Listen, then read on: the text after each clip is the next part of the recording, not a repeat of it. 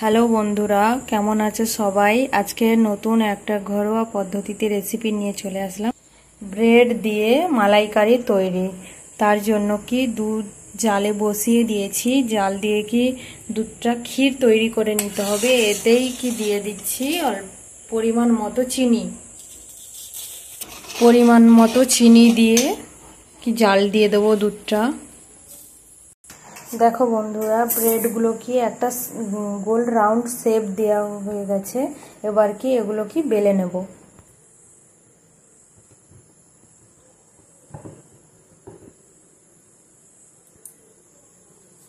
দেখো বন্ধুরা, বেলা হয়ে গেছে। এগুলো কি বেলা হয়ে গেছে। দেখো বন্ধুরা, ব্রেডগুলো কি কেটে নিয়েছি। তার যে চারিদিকটা ওটাই কি ঝুরি করে আর ওই ক্ষীরের মধ্যেই দিয়ে দেবো। দেখো বন্ধুরা, দুধটা ঘন হয়ে গেছে। এবার কি ওই ব্রেডগুলো দিয়ে দেবো।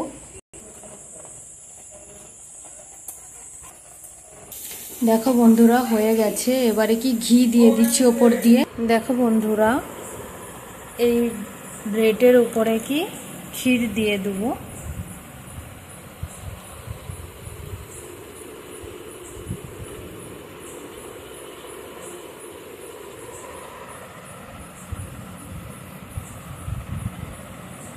দিয়ে কি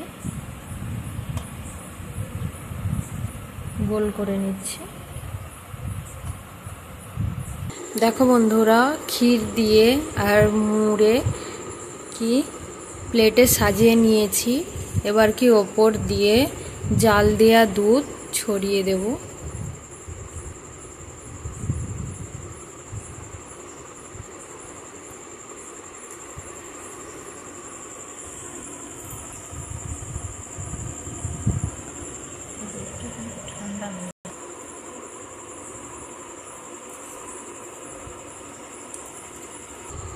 দুধ দেওয়া হয়ে গেছে আর উপর থেকে কি গুঁড়ো দুধ ছড়িয়ে দেব।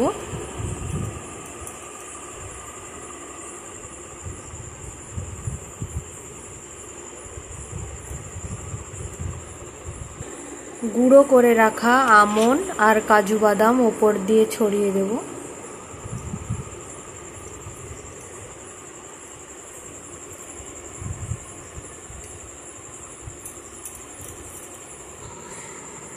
দশ মিনিট পর বন্ধুরা দেখো,